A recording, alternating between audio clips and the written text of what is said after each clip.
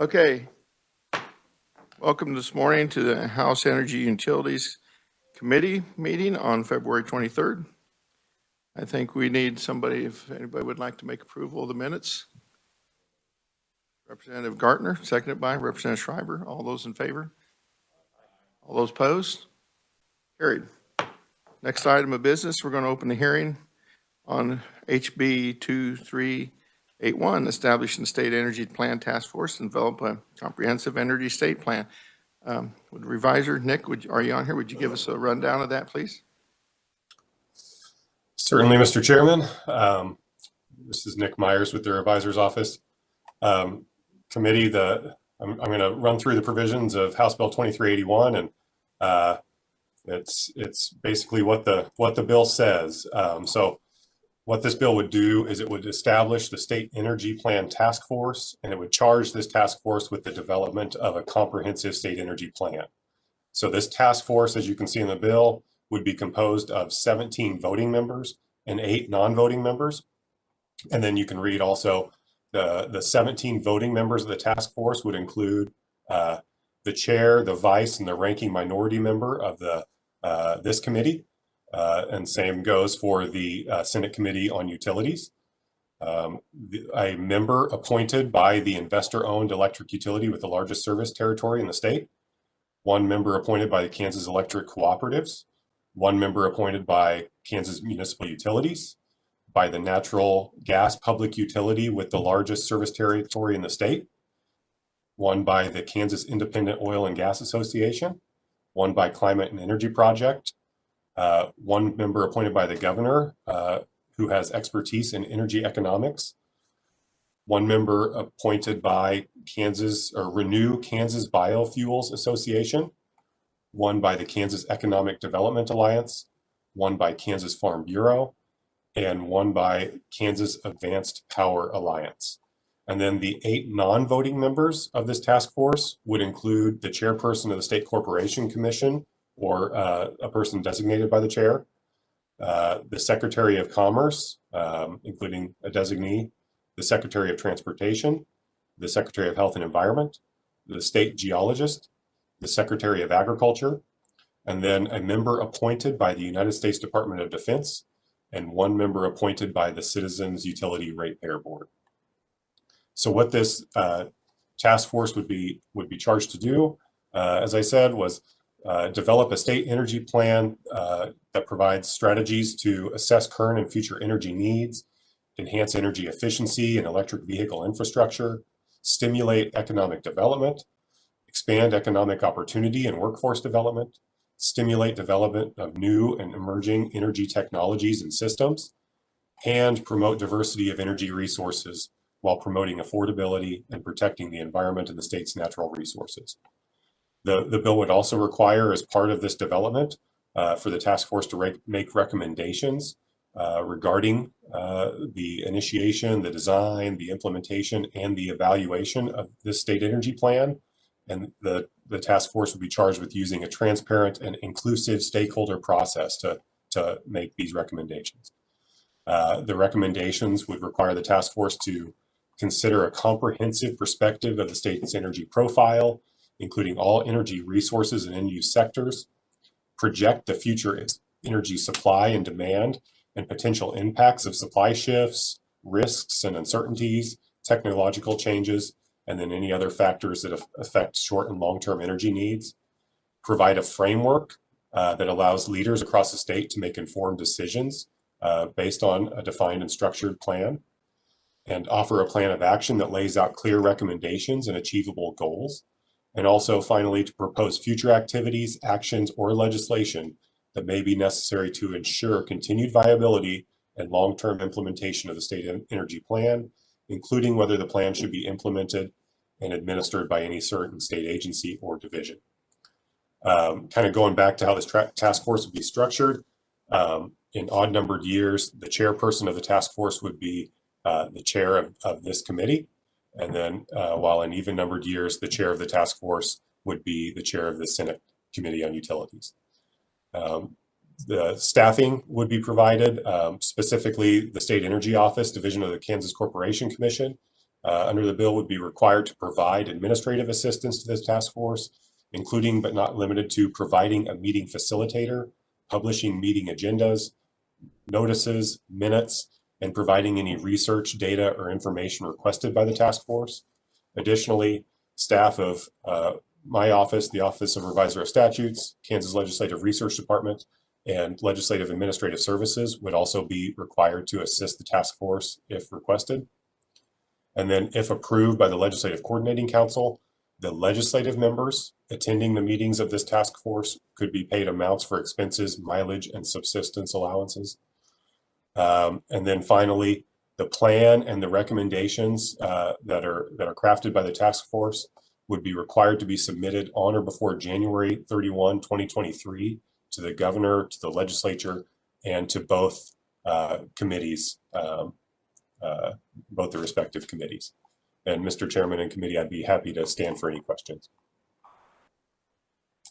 Any questions for Nick? Seeing none? Okay. We'll move on to open the hearing for proponents. Representative Kessler or Representative Turner, if you'd like to move up to the seat on the host shoe. We got a lot of people testifying today. You're more than welcome to do that. And that gives a few pieces for visitors, social distancing by sitting. Okay, first one on the list, Representative Mark Schreiber. Mark, state who you're with.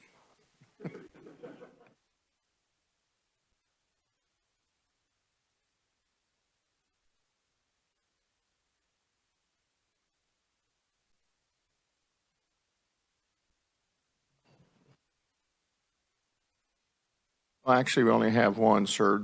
You know, the ranking minority. Yeah.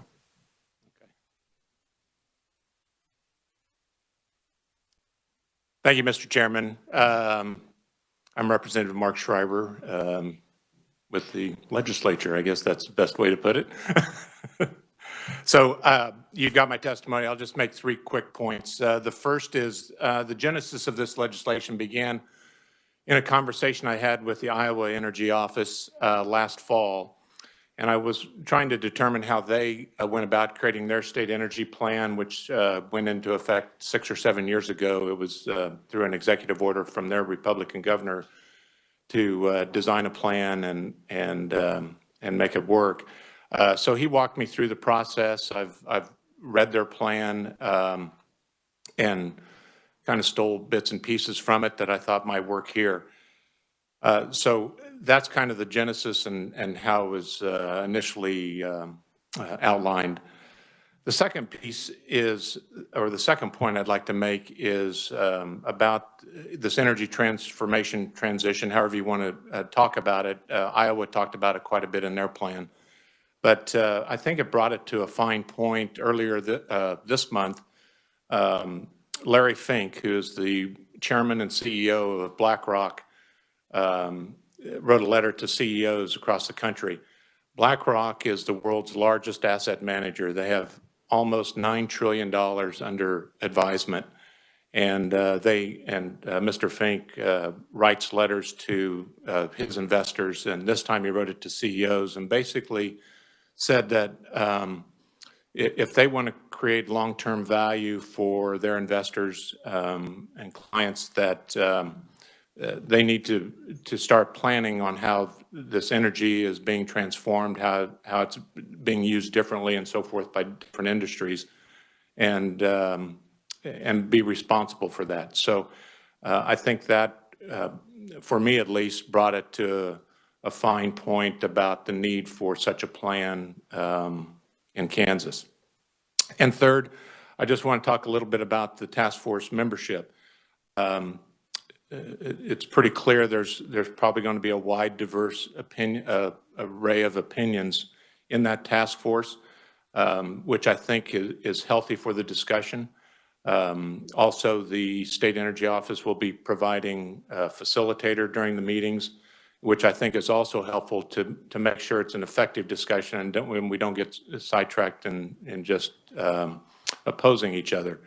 But I think having this diverse opinion creates a stronger plan more inclusive plan, and that's why it looks the way it does right now. So thank you for the time, and there's a number of other conferees, so I'll keep my comments brief. I'll take questions now or at the end, Mr. Chairman.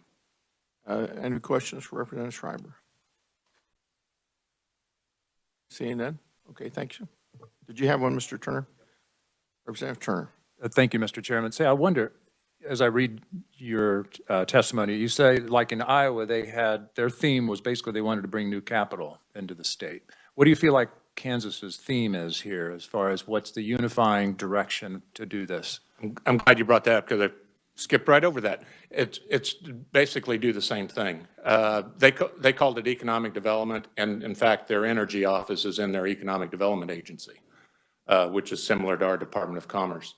There are a number of initiatives, and what they're starting to look at, of course, they've done a lot of renewables and biofuels, but this next technology, I guess, is going to be battery storage for them, because that will help with balancing out some of the load with their wind. They have research universities just like we do. They're hoping to attract research dollars to come in, as well as companies that might, build those battery sets or maintain them or whatever it might be. But they approached it from an economic development, not from a rate standpoint or a climate standpoint, even though those may be affected at some point with a plan. But really the key driver, and I think that's what their governor was wanting, is some way to bring capital into the state. And that's what I would hope would be the same thing for Kansas. He believes it has. It's been 6 years or so, so it's not a huge office. I think there's 6 people that kind of man that or staff that office, and they've got a lot of different priorities, and they can only do so much with the staff that they have. But they are reaching out to other outside the state kind of companies to see if they'd like to come to Iowa. I don't know what they're doing legislative as far as providing incentives, but certainly if that became part of the value creation for the state, they would certainly bring that up. Any other questions? Seeing none? Thank you. Thank you. In the essence of time today, we have 8 conferees still. And if I figure that up right, that I'd like to give you 8 minutes apiece. That way everybody gets the same amount of time and we get everybody through here. So Vice Chair will be taking timing. He'll notify you when you have 1 minute left. If that's okay with everybody, we'll get started with David Nickel with CURB. Dave, welcome to committee. Would you please state your name and who you're with?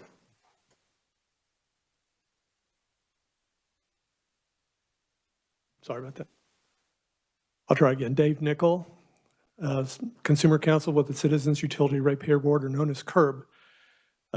For those that don't know us, CURB is a state agency formed in 1989 and became an independent state agency in 1991. And our principal statutory duty is to advocate for residential and small commercial ratepayers before the Kansas Corporation Commission, before the Kansas courts, and before this Kansas legislature. Thank you for the opportunity to address House Bill 2381. We enthusiastically support that bill, and we commend Ranking Minority Member Keither and Vice Chair Schreiber for their work in calling for a task force to develop an energy plan in Kansas. In its report to the Kansas legislature, London Economics, Inc. recommended that Kansas develop and implement a comprehensive energy plan. There are good reasons for that. We have not had an energy plan in Kansas for quite some time. And so when we develop energy policy, you may address an issue over here. You may try to address a crisis in another area, and then you may develop another energy policy to do something else. But before long, your energy policy starts to look uncoordinated, messy, and sometimes you look into it and you're not sure exactly why things are there. It starts to resemble my wife's purse. It's mystifying, and it's a little bit scary to reach into it to look for anything to help you. So we don't want that. Kansas would benefit significantly from a comprehensive energy plan. According to the National Conference of State Legislatures, a comprehensive energy plan serves as the state's roadmap for meeting changing energy needs, promoting economic growth, and ensuring access to affordable, diverse, and reliable energy.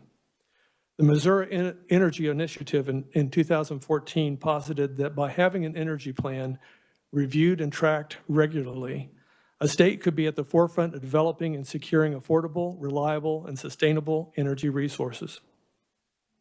The National Association of State Energy Officials, NASCIO, maintains a well-constructed state energy plan, provides an assessment of current and future energy supply and demand, examines existing energy policies, and identifies emerging energy challenges and opportunities.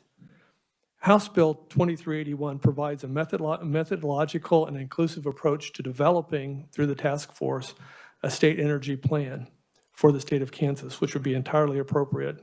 It sets forth an appropriate number of voting members and non-voting members and ways to assist the task force in their recommendations. It's consistent with the 10 steps that NASCIO puts forth as a model or a paradigm in terms of in terms of developing an energy plan.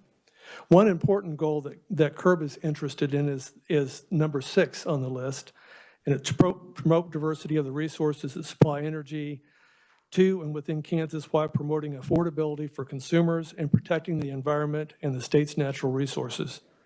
Affordability of energy for Kansas is extremely important. There are a substantial number of Kansans who have high energy burdens. An energy burden is the amount of your available income that you're spending towards your energy needs. Some Kansans must decide whether to keep current on their utility bills or pay for their medicine or their food. CURB believes that Kansas must do something to address this need. An energy plan will help to provide a path to promote affordability for consumers and to promote economic growth for Kansas. We enthusiastically support this bill, and thank you for the opportunity to speak to this committee. It's always a pleasure. I'll stand for questions at the appropriate time. Okay, I think we'll hold all the questions until we're done. That way everybody gets a chance to do their presentation. Next on the list, Kimberly Swati. I never can say your middle. Mr. Chairman. On behalf of the Advanced Power Alliance, Kimberly, welcome to the committee. State your name and who you represent. Good morning, Mr. Chairman and members of the committee. My name is Kimberly Genscher Swati, and it's a pleasure to appear before you this morning. I actually am a shorter version of the person that was supposed to testify. It was supposed to be my boss, Jeff Clark, who is the executive director of the Advanced Power Alliance, which is based in Texas, and we cover 14 states. But due to the energy situation in Texas, they are hosting a forum literally right now with Conservative Energy Network of Texas. So I apologize for bringing the B team, but I do appreciate the opportunity to be here before you today. So the Advanced Power Alliance, we do represent more than 40 developers, owners, operators in the renewable energy space, including BlackRock. So the CEO of BlackRock, Larry Fink, will speak a little bit more to his letter here in just a moment. All but 2 of the wind farms operating in Kansas and most of the other solar facilities are members of ours. We have seen what it's like to operate when there's kind of a game plan, and we've seen what it's like to operate in the state when there's not a game plan. So, for example, after the proposal of the state's second wind farm in 2004 or so, the Kansas Energy Council got together and they said, we kind of want to put a framework together around what siting might look like for wind farms in the state of Kansas. Setbacks, noise, things related to, where wind farms should or shouldn't be. And so the Kansas Energy Council deliberated for more than 18 months on what ultimately became a framework for siting of wind farms in the state. And that framework, 16 years later, still exists, and it serves as a baseline. And it is a baseline now. The industry has become more robust, and the relationships between the counties and the developers are so mature now that there is the expectation in all senses that more is being done than what was initially put forward. But that was a fantastic example of putting together a framework and really creating a nice, stable environment for investment, because the roadmap was put forth. And so, flip back actually to the executive order related to the initial Flint Hills box. So the initial Flint Hills box said, here are a dozen or so counties where you are not going to build a commercial wind farm. And that box was literally decided upon by 3 people in a room reviewing a map. And then it became an executive order. And it wiped about $16 million of sunk assets into advanced stages of wind farm development within those counties, just totally off the map. And it was interesting, at the time, there were already 3 developers that had offices located here in Kansas. They had headquarters here in Kansas. And that was also at a time when there was not a lot of investment flowing towards renewable energy assets. And so to have the equivalent of $16 million just wiped off the books by way of an executive order did absolutely create a chilling effect on the industry. And there were a lot of questions about whether or not Kansas was a stable place to do business. And it took 3 years for another wind farm to be constructed in the state. So we have an example of how things can really work, and then how things can maybe create some challenging signals. And I bring that up to you because I think it's fair to say that between 2005 and 2021, we have seen more change and evolution in the industry, in the energy industry, than anyone could have envisioned. And we are at an inflection point. And as Larry Fink said in his letter, he writes an annual letter to CEOs. He began writing this letter in 2008 at the peak of the financial crisis. And it's directed to CEOs, and he talks about what he's seeing as the world's largest manager of wealth, essentially, and investments. And for him, this year, he does, of course, talk quite a bit about the pandemic and the impact of the pandemic. But I think a really important point to note for this conversation is from January to November of 2020, think about that time frame, January to November of 2020, investors in mutual funds and ETFs invested more than $288 billion globally in sustainable assets, a 96% increase over the whole of 2019. Then he goes on to talk a little bit more about, well, quite a bit more actually, it's an 8-page letter, about how the stocks within industries and just globally speaking that have an ESG profile, an environmental, social, and governance profile, are well outperforming all of their competitors, even within their own industry. So the point to that, and why I'm mentioning it, is because Representative Schreiber and the task, he spoke to it, and the task force really brings home the fact that Kansas has always been at the hub of energy policy for our nation. And we have the opportunity right now to draw a line in the sand and say, we're probably going to get a share of investment, but why would we settle for just a share of this massive energy transformation and fusion of capital? Why wouldn't we position ourselves to be a leader in it? Because that means significant more growth and jobs and capital flowing through our state. It helps drive energy innovation, and I think most Kansas taxpayers and individuals would be enthusiastic to see that sort of investment flow into our community. And so it's because of that that we stand here in support of House Bill 2381. And in 2020, Kansas Wind specifically provided 43.4% of Kansas's electric power needs. And at times, it was a little herky-jerky in how that development occurred, but it did occur. And I think it would be fantastic for, as this new energy economy comes forward, that we make sure that we're taking the greatest advantage as possible as we could. So I'm happy to stand for any questions at the appropriate time. Okay, thank you. Thank you. Next on the list, Zach Pastora, the Sierra Club. Zach, welcome to committee. Please state who you're with and what you represent.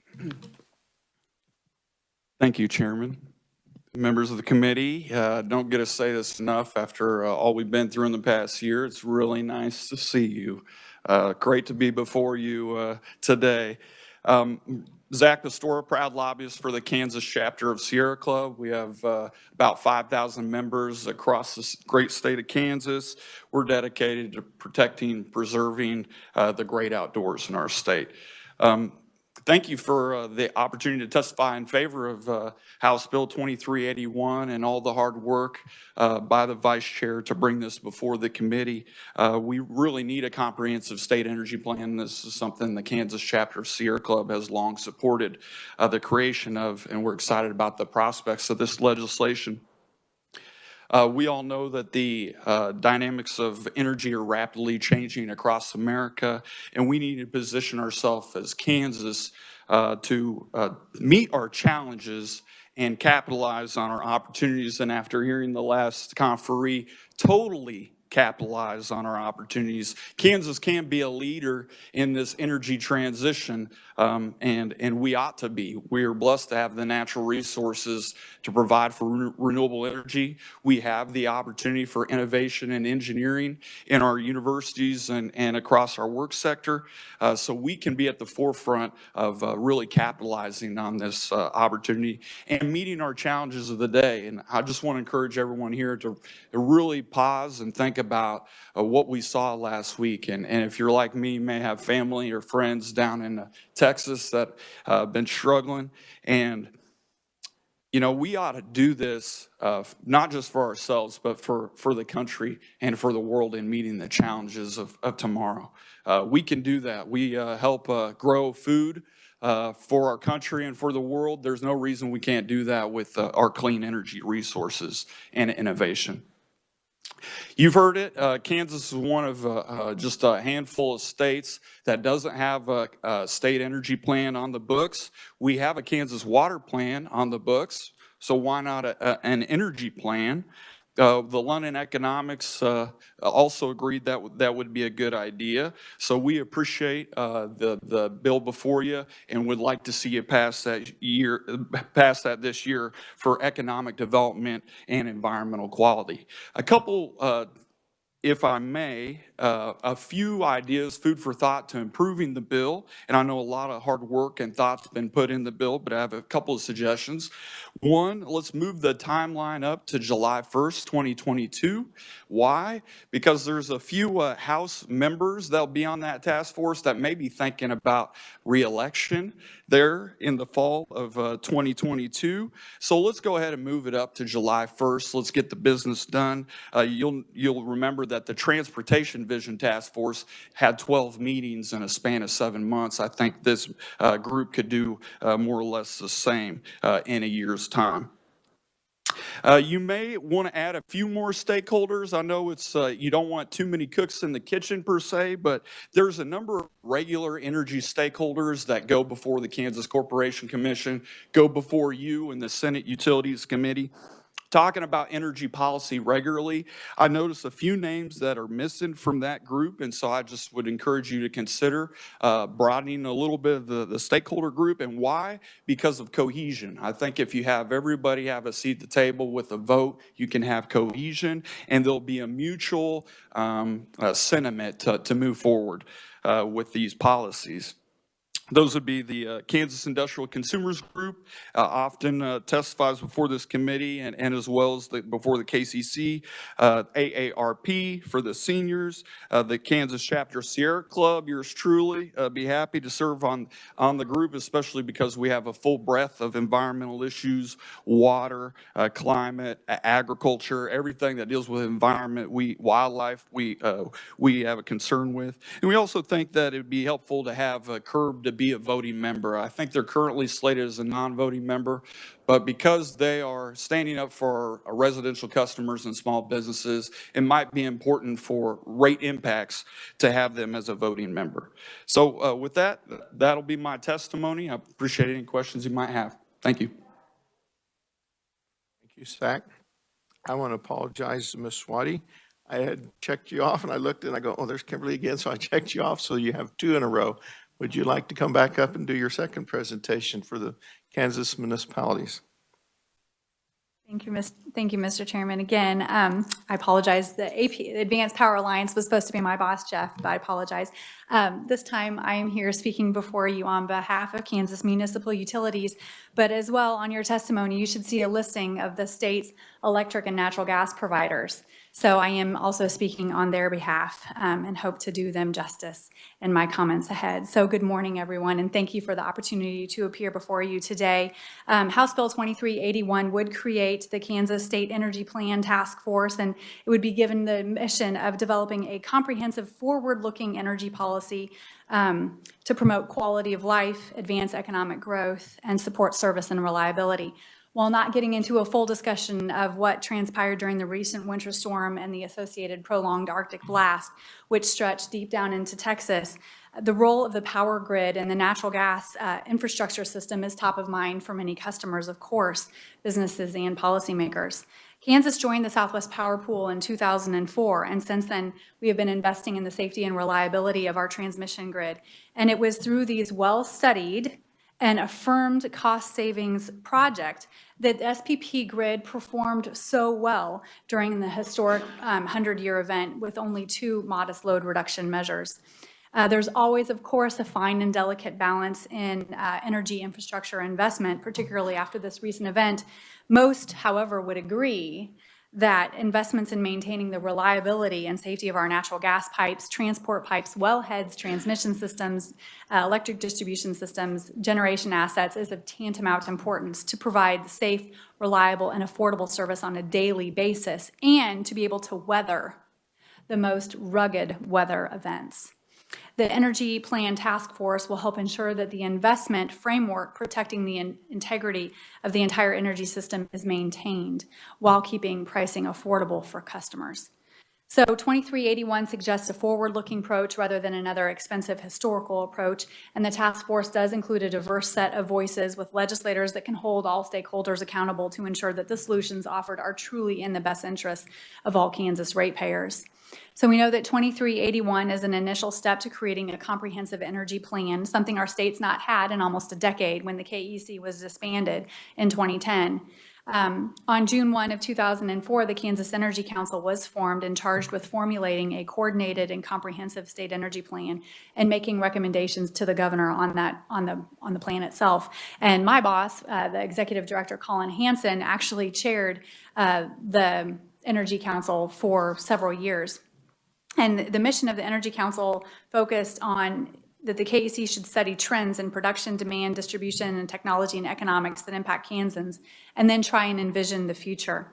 And then with that future in mind, make recommendations for policy, tax, regulatory incentives needed to facilitate future investments.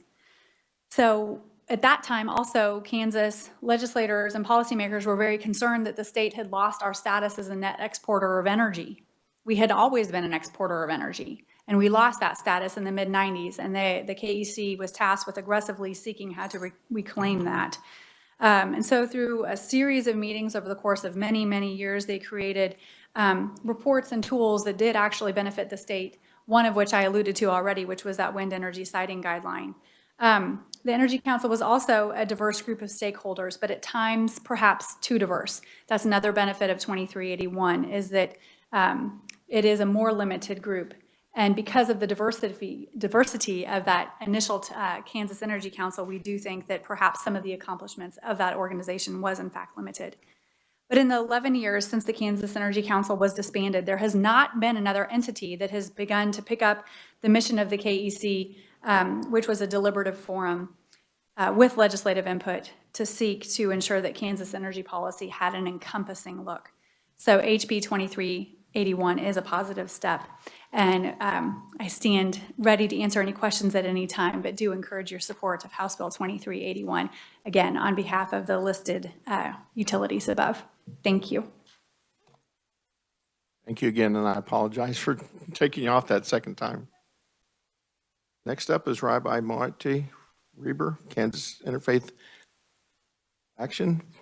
Be virtual. Are you there, Monty? Yes, can you hear me, Mr. Chairman? Yes, I do. Okay, good morning, Mr. Chairman, members of the committee. Thank you for the opportunity to speak today. My name is Rabbi Moti Reber. I'm the Executive Director of Kansas Interfaith Action. We're a statewide multi-faith issue advocacy organization that puts faith into action on a variety of social, economic, and climate justice issues, and I'm here to speak in favor of HB 2381. The congregations, the denominations, and the people of faith who make up Kansas Interfaith Action view human-caused climate disruption not solely as a matter of science, but as a deeply moral issue as well. That is because, first of all, of its impact on God's creation, which is sacred in its own right, but also because the burning of fossil fuels is already having effects that are felt first and worst by the most disadvantaged in our society, Black and brown people, working people, and poor people. If you think this is an exaggeration or a far future prospect, look at the events in Texas over the past week to see the cost in money and in human lives of ignoring human-caused climate disruption. Kansas, too, is facing extremes caused or exacerbated by climate change. I'd like to speak more about this at some point, but the longer we put off dealing with this issue, the worse it becomes. We basically have no climate policy in Kansas and no way to make any. I've had a badge since 2012, and there has, in all that time, there has never been a hearing in front of a duly constituted committee that talked about climate disruption from a realistic point of view. There's two things we need to focus on. First is a rapid decarbonization of our economy, transitioning away from fossil fuels and towards sustainable sources of energy in the building, transportation, and agriculture sectors. And second, building resilience into our system so that Kansans are protected from the worst consequences of climate disruption. Again, there are many suggestions I could make in both of these measures. Unfortunately, we never have a committee hearing designated for that. One area where Kansas has done well is in the development of wind energy, which currently provides 41% of our utility level power in Kansas. One area where we haven't done so well is in solar energy, where despite having a top 10 solar resource, interference from the monopoly utility is keeping us from fully utilizing it.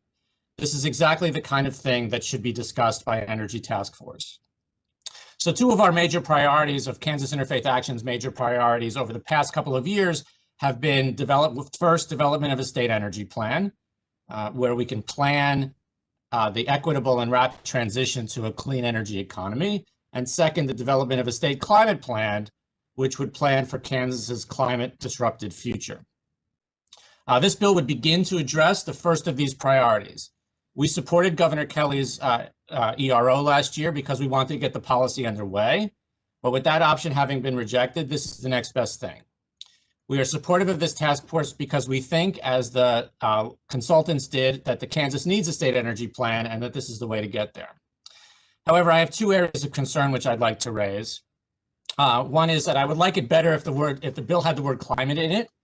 I would certainly like that to be one of the criteria upon which we would make energy decisions going forward. I think it's sort of stuffed in there as, sort of other factors, but I would really love an explicit commitment to taking climate into account as we plan our energy future. That's the first one. And then the second one, my colleague and friend Zach Pastora mentioned, which would be expanding the stakeholders.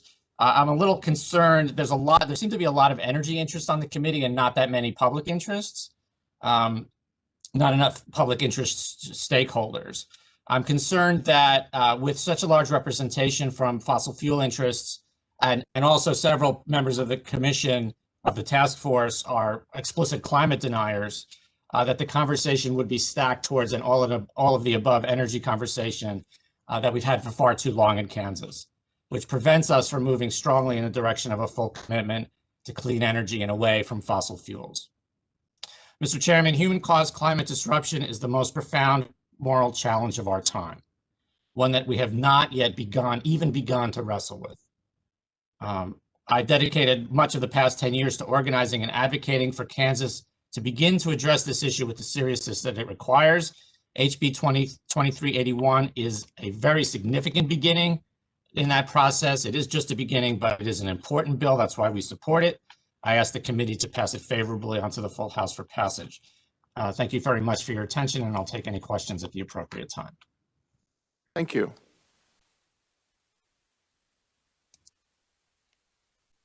Next up, we have Jessica Lucas, On behalf of the Clean Energy Business Council, Jessica, welcome to committee. State your name and who you represent, please. Good morning. Thank you. Good morning, committee. I am Jessica Lucas, and I'm here today. I am the lobbyist for the Clean Energy Business Council, and here today on behalf of the Climate and Energy Project, which is our founding organization. The Climate and Energy Project has been a strong advocate for renewable energy and energy efficiency since 2007, and certainly has seen a lot of change in that sector since its inception. That's in part why we created the Clean Energy Business Council, because there is such a strong business case to make for investments in energy efficiency, distributed generation, and even transportation. It is not a surprise that I would be up here asking for your support for a state energy plan bill. You have heard me testify, not just this year, but in past years, about how desperately we could benefit from an energy plan. I think some of my colleagues behind me often roll their eyes because they know as we talk about energy issues, I am always the first to say, this needs an energy plan. We really, really need an energy plan. While there are certainly divergent viewpoints on the topic, there is a lot of similarity. And even though there are differences, I do believe that the folks standing behind me, we all recognize that the energy future is rapidly changing, whether we like it or not. And we want to be able to work together to forge what that path looks like. And I think what has been challenging for us is that we haven't had this plan. And so you guys are making decisions a lot of times in a silo. We had an incredibly robust discussion about electric vehicle charging stations in the Senate committee, and some people joke that it was like a transportation hearing, but happening in a utilities committee. That's because all of these issues are intersecting in so many different lanes. And so I feel that it only makes the most sense for all of you that we are working together at the same table, talking through this very big issue and finding common ground. We certainly would encourage, I know Zach had suggested an earlier completion date, and the benefit that I see to completing this plan by July of 2022 is that it gives us then that next 6 months to work on legislative language. And so I get a little concerned if we aren't really reporting out our findings until January 31 of 2023, just because of the nature of how things work here. And yes, there is a lot of work that can be done in advance, but as a report goes, let's get it done in July, do the heavy lifting. We all know it needs to be done. And then that gives us a good runway to come back in 2023 and really start implementing the ideas and solutions that we have collectively found together. I will also note that in regard to Iowa, one of the benefits that their energy plan provided for them was their ability to leverage federal resources for research and development and some pilot projects that they could test for new industry opportunities. So there are a lot of advantages that an energy plan provides, even just in terms of making the case to the feds about what we're doing here and how they can help augment any of the work we're doing. And lastly, I would just say we know that, again, to that business case, that there are a lot of differences between how operations work and opportunities available in the energy sector on the Missouri side versus Kansas. We see that very clearly because there's a lot happening at the border, and folks on the Missouri side have more tools available to them today, both in regard to distributed generation and energy efficiency. We'd like to see a level playing field and think that an energy plan is a great way to bring all of that information forward and talk through what does work best for Kansas. So very, very pleased to see this legislation, appreciate all the work that's gone into it, would make the suggestion that we just speed it up a little bit so we can get started on the solutions even more quickly and expediently, and look forward to your support and continued conversation. Thank you. Next up, Randy Stuckey with the Kansas Renewable Biofuels Association. Randy, welcome to committee. State your name and who you represent, please. Well, good morning, Mr. Chairman, members of the committee. My name is Randy Stuckey, and this morning I represent the Renew Kansas Biofuels Association, and you do have my written testimony. We stand in support of this bill and appreciate being given a seat on the task force. The Renew Kansas Biofuels Association is the voice of the statewide biofuels association in Kansas. That includes ethanol and biodiesel and renewable diesel processing facilities located across state. Biofuels are important to our industry. They're important to the Kansas consumer. They're important to the ag industry, ag economy, and the Kansas economy. And for that reason, we appreciate being included in this conversation. We have two interests specifically in this bill. One being users of energy. We've come before this committee and the Senate committee for the last few years now and talked about the impacts of high electricity costs on our industry. We're high users of electricity.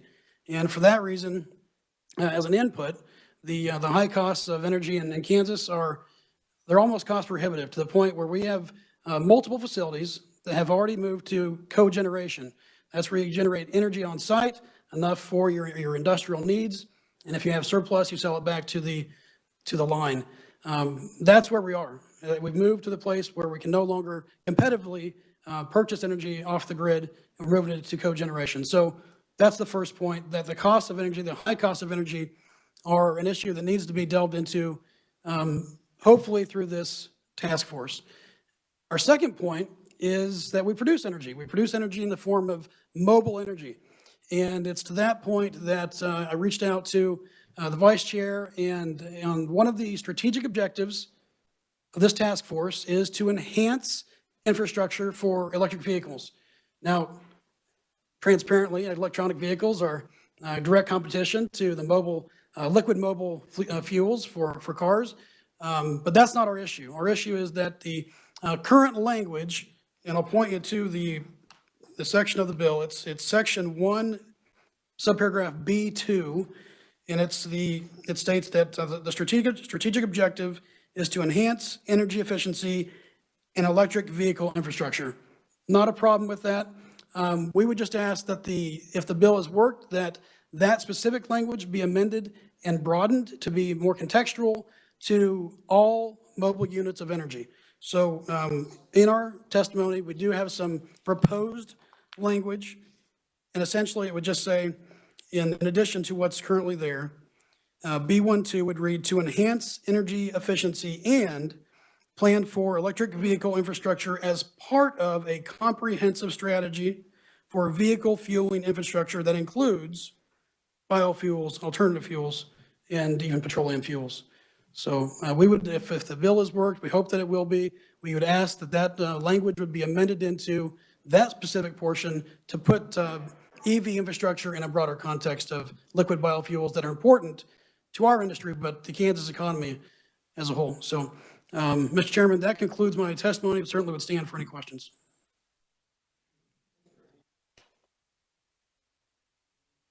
We do have a little time here, so before we go to the written only, which is, I go ahead and cover them, I guess. John Donnelly with Kansas Farm Bureau, Leslie Coughlin with the Kansas Electric Co-ops, Emily Wolf, Kelly Gilbert, Metropolitan Energy Center, and Mallory Lutz with Little Government Relations. Go back to the proponents that were here. Is there any questions from the committee to any of the opponents? Or proponents, I'm sorry.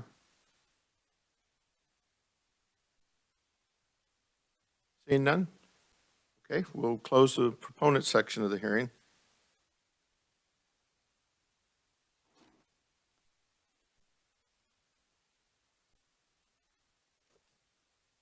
Open the hearing on opponents.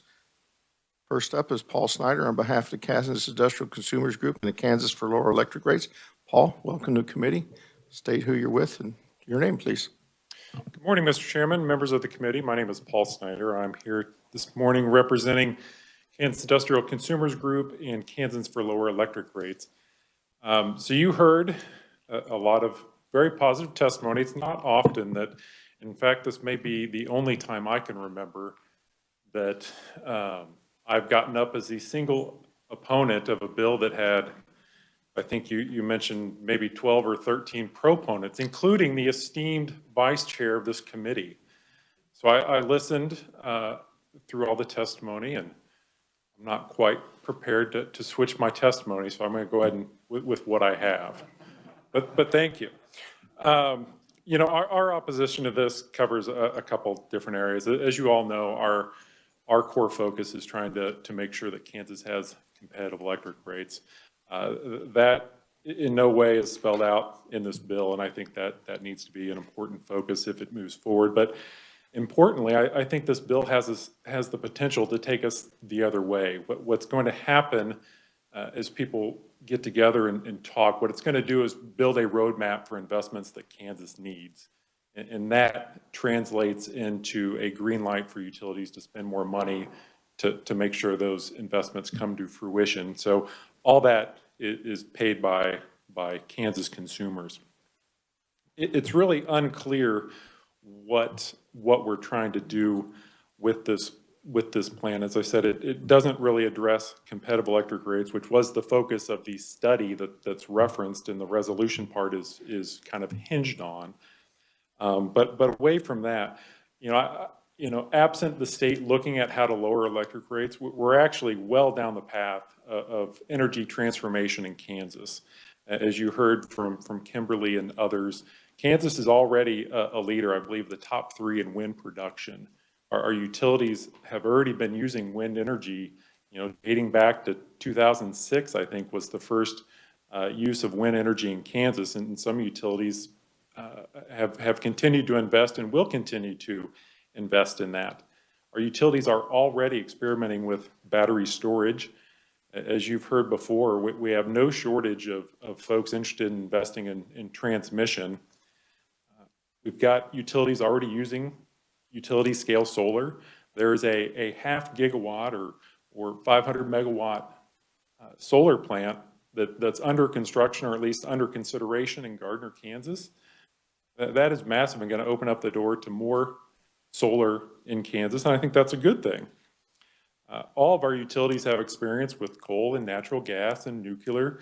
Some of our utilities have been using contracting for hydroelectric power for years. So they have experience with non-carbon sources of energy. Our utilities and Kansas regulators fully understand right now, today, that the benefits that energy efficiency can bring to Kansas. Some utilities that operate in other states, like Evergy, have that built into their IRPs, so they know exactly what and how to do that. Our utilities understand how to create shareholder value. That's been proven time and time again. And then also, all of our utilities, particularly our biggest one, Evergy, has ample, if not outstanding, experience with electrical vehicles and charging things that need to be done. They've talked at national conferences on the right thing to do. In summation, where is it that we aren't at right now? We've got the pieces in place. Again, our concern is that if we move forward with this plan, number one, it's going to take nearly 2 years of time and resources and attention.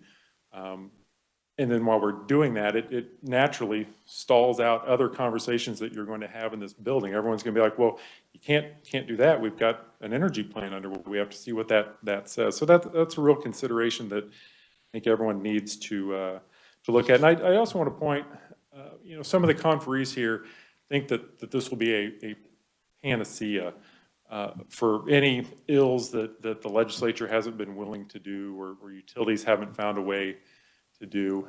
Don't deceive yourselves into thinking that if this goes forward and an energy plan says, for instance, we ought to have more rooftop solar.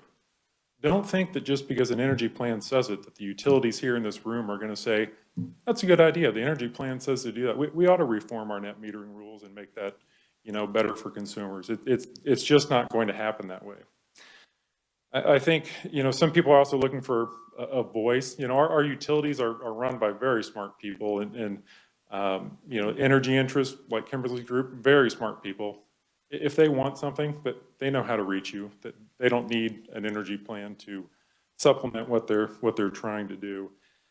So in summary, I would just urge you to, think cautiously about what you're really trying to get, because I think we've already gotten down the path toward energy transformation, and would ask you to slow down and really think about what we're trying to achieve here. So with that, appreciate your time, and I will be happy to stand for any questions. you. Anybody have any questions? Representative Gardner. Thank you, Mr. Chairman. Paul, good to see you. Good to see you. Just maybe a comment and a question. You know, we paid how much money for London economic study that I think one of their high priorities was to establish an energy plan from that study, if I remember correctly, reading it. And I guess then so that's what this is doing, this task force. Then I guess my question revolves around your comment about reducing utility cost for consumers. Have you done any analysis of other states? For example, Iowa was referenced, of states that have implemented energy plans and then what happened to utility cost after those plans had been implemented for a period of time?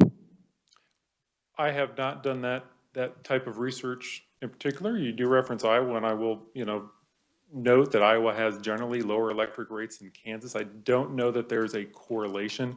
As you know from the, how utilities work, utility rates increase when they spend money. So again, that goes back to our core concern is if we're creating a roadmap for them to spend more money, generally that's going to translate into higher rates.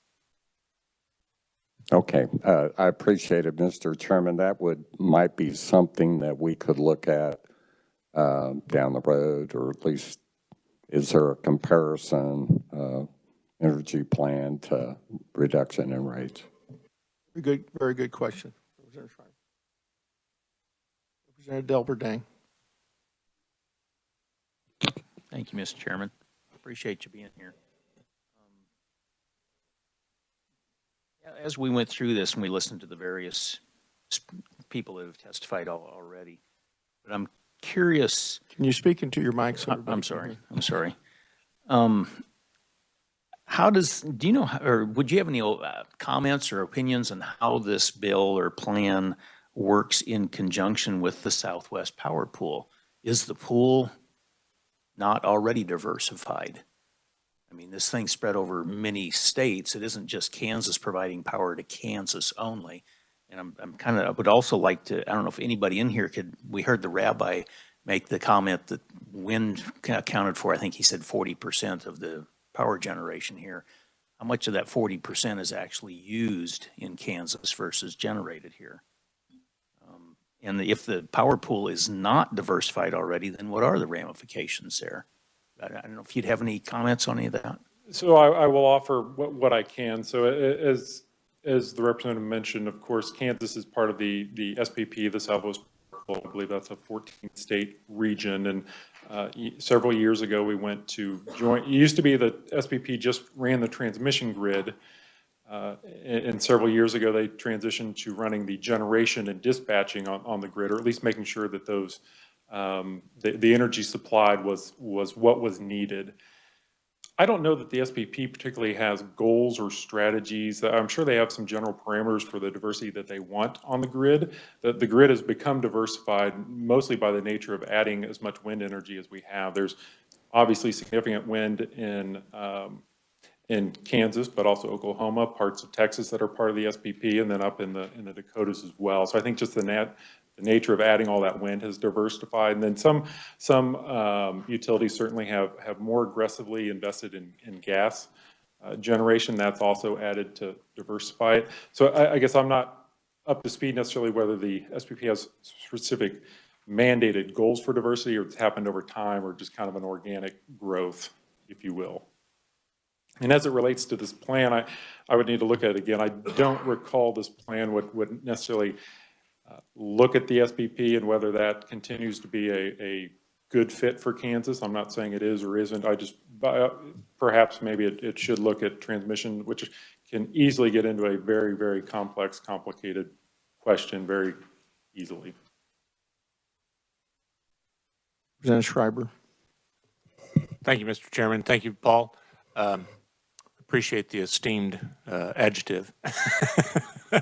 I did want to point out, though, I think you mentioned that the first commercial wind was in mid-2000s. I think you mentioned. I think I said something like around it. 2006. I'm not quite certain. I know KCPL's was in 2007 and 8, Yeah. but there was the precursor one that went to Aquila before that in Gray County. And before that, the first 2 wind turbines were in the late 90s at Jeffrey Energy Center. How about that? I like to set you up with these softballs. Boy, call me esteemed and then throw me softballs. This is great. Thank you. Thank you, Mr. Chairman. Representative Turner. Thank you, Mr. Chairman. So you touched a little bit on what the current planning function is in terms of how utilities match available supply or will in the future. I think you mentioned an IRP. Maybe you could talk a little bit about that, how that comes together and what its purpose is and how does it relate to the cost of service mixing the various sources to come up with a low-cost supply to meet demand. Sure, I'll be happy to. An IRP is an integrated resource plan. It's a common tool in most states where you look at over a long time horizon, but both little chunks, more of a near-term time horizon, and then a longer, much longer 20, 30, 40, 50-year time horizon, and they're updated periodically, usually every 2 to 3 to 4 years. Kansas did not have and currently still does not in statute have an IRP requirement, a little bit of an outlier from that perspective. However, at least some of our utilities that operate in other states would generally provide the KCC with the IRPs that they did in other states and had somewhat of a process. During the merger to create Evergy, there was a plan worked out with the KCC to kind of do a KCC specific, as opposed to coming in legislation and mandating it. The KCC and the parties agreed to set up an IRP process. In that, I don't believe anything has been filed yet. I might need to rely on Curb or someone else. I believe they're going to be filing something in the next 6 months, which would really be the first IRP for Kansas, with regard to Evergy at least.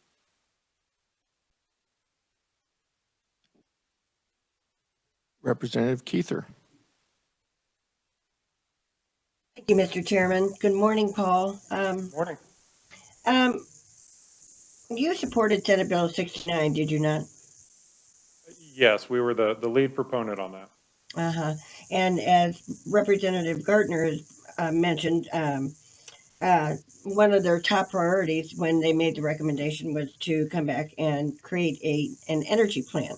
So you're standing up against one of the recommendations of the bill that you so highly supported. And the integrated resource plan, I also believe, was one of their top, along with securitization. I think those were really sort of the top 3 out of the bill.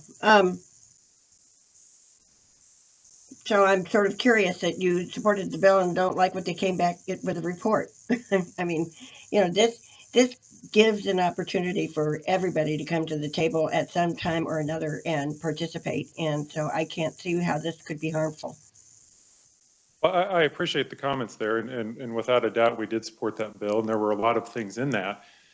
We've tried to bring some of those ideas back to this committee. One of those was House Bill 2080 dealing with transmission charges. The report just referenced said very specifically the transmission charges in Kansas are out of control is my terminology, not theirs, but they definitely suggested maybe some things should be looked at. That Kansas has too many surcharges that are tilting the regulatory balance toward utilities.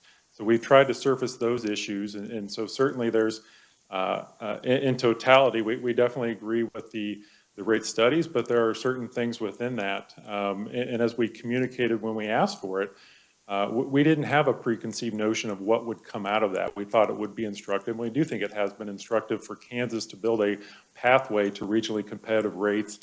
And we're just now starting the process of looking at that. And I think it's, I'm safe to say that there is no direct correlation that I've seen at least, and this gets to Representative Gardner's question, that I have not seen a correlation between energy plans and reduced rates. In fact, this talks about affordable rates. Affordable rates is a different conversation than regionally competitive rates. You know, I can afford to get $1,000 bill. I'm not going to go bankrupt by that. I certainly don't want that, but I could afford that. That's different than having a bill that is competitive. Well, I appreciate those remarks. Were you referring to Senate Bill 280 from last session? No, I was referring to the transmission delivery charge bill. I believe it was 2180. Oh, I don't remember what 280 from last year was. well, I do. Thank you, Paul. And if I can, Mr. Chair, I think one of the things that we did so well over the course of the years and have maybe lost a little ground is that we were a member, we created the Kansas Energy Transmission Organization. So we were down with the SPP and having a say in getting programs and transmission lines built here in Kansas. So that's one of the reasons we have a sustainable grid at this point. Just for the committee information, that don't know, that Southwest Power Pool has a 10-year plan and a 20-year plan that they follow. So they aren't doing things just here or here, there, and anywhere. They've got solid plans that they put forward and follow very carefully. So thank you, Paul, for your information, and thank you, Mr. Chairman, for the time this morning. Thank you. Thank you. Were you referring to the KETA, Representative Keither? Yes. Okay, thank you. All right, thank you. Representative Berkowitz, did you have a question? Okay. Representative Schreiber. Thank you, Mr. Chairman. And this isn't directly to you, Paul, but I just wanted to be sure people understood that with the plans that I looked at, they don't get into mandating or setting up a bunch of requirements for utilities or use of certain fuels or so forth. What they try to do, and I'll go back to when I responded to Representative Turner, is their goal is to is trying to create long-term value in that state. I know we've talked a lot about electricity, and that's really important, but we also have a transportation network that is changing, and we have a lot of major industries in the state that you know, maybe there's ways to encourage them to be part of this transition. Department of Defense has transportation goals for you know, countrywide, and drawing a blank now on the other industries, but there are just it's not just electricity, it's not just natural gas. Certainly there are things that the state can probably help with that, but it's not the plans that I've seen. Iowa's, and I'll use Iowa as an example, they didn't come out with a list of mandates or requirements for their utilities or producers.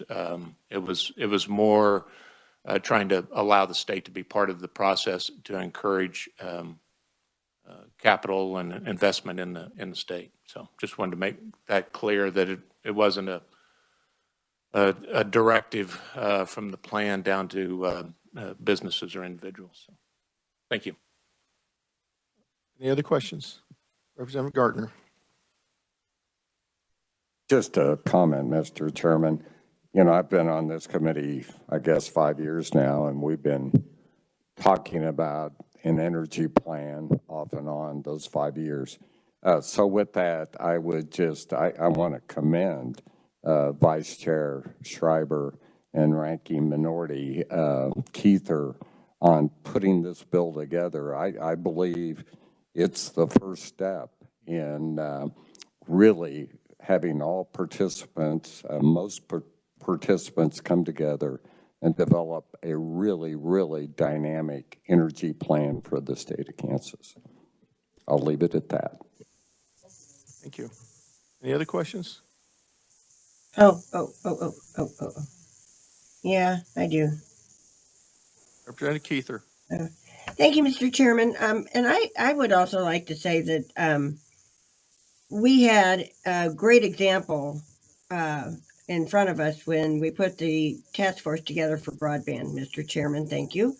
You know, people, everybody wants a seat at the table, and boy, we would love to have everybody as voting members at the seat of the table. But you know, you get too big, and then it gets complicated. But what the thought here is, just like we did with the task force with broadband, bring people, everybody together, have separate discussions that we bring back to the main committee, bring people in from all over the state, and or we go to places in the state. I don't know how we figure that out yet, but we had an example of how good policy can go forward with so much input when we did the broadband task force. So we have an example already of how a recent example already of how well this can work, and I think it's definitely time overdue. And but we certainly have an example of how to make things work. So I just wanted to say that and would like to see this bill go forward. Thank you, Mr. Chairman. Thank you for your comments. They were very good ones. You know, and I think it's a pretty good mixture of everything. There was one comment made by one of the conferees that it was being loaded with energy companies and legislators on different sides of the fence. But if we stack it all with one side, then we completely did the wrong thing, because then it's going to be cut and dried. So I think it needs to be a diverse of all of them and not select few. And if you don't like their position, you want them off of there. So anyway, with that being said, any other questions? I had one for the previous speaker, if he wouldn't mind again. This is kind of a comment too. Sir. You know, I've been on the Energy Committee since I started 13 years ago and worked. My question is, maybe since you brought up a lot of good points in your testimony here, and I was really liked them, some of them. We've got more generation today than we did in 2008 when I came in. And we got a lot more generation of all different diversity types that everybody's saying they want in this, you know, commission study. If we have more generation than we ever had, we've had all different types of generation, everything. We have more transmission than we did. Why did we have a failure during the worst time of weather? What was the cause of that failure? That's a great question. Would you care to comment on it, or would you rather not? Quite prepared to delve into. I do think so. I believe the governor has already called for some investigations. No doubt, you know, this committee or the Senate Utilities Committee may want to, you know, have certain things you want to look at. I think if you look at the supply and demand reports that the KCC puts out, the state, particularly our IOUs, should have had plenty of generation available to them to call upon. I honestly, right now today, do not know how much of the blackouts were more caused by SPP. Even if we did have enough, it was going to other places and still needed to draw down. And I don't know if Laura would have more information, but that's about the extent of what I know. Okay, and thank you. I agree with you. Maybe part of this task force could address why, when we got more generation than we ever had, trying to keep the rates down to people, we had the biggest failure when we needed it the most for the poor people that can't afford electricity. That's my question. Maybe that's one thing this task force could figure out what happened here. Thank you. Any other further questions? Seeing none, we'll move to neutral opponents. And there was none. Is fiscal note. Nick, would there be a possibility, would you have a basic fiscal note, would you know of, or is there none available? It's on there? Okay. I can see it there. Sorry. With that, we'll close the hearing on, what's the number here? 2381. Thank you. Committee, I think this is the last meeting we've had as far as we're going to have work a bill or hearing on a bill. Thursday, we plan on working some bills that we previously heard. And so if you have any questions, please try to be here so you can vote, so we can get them moved out to the floor. Also, in closing, I want to thank everybody for all their help this year and everything we've done. And I also have some snacks for you again.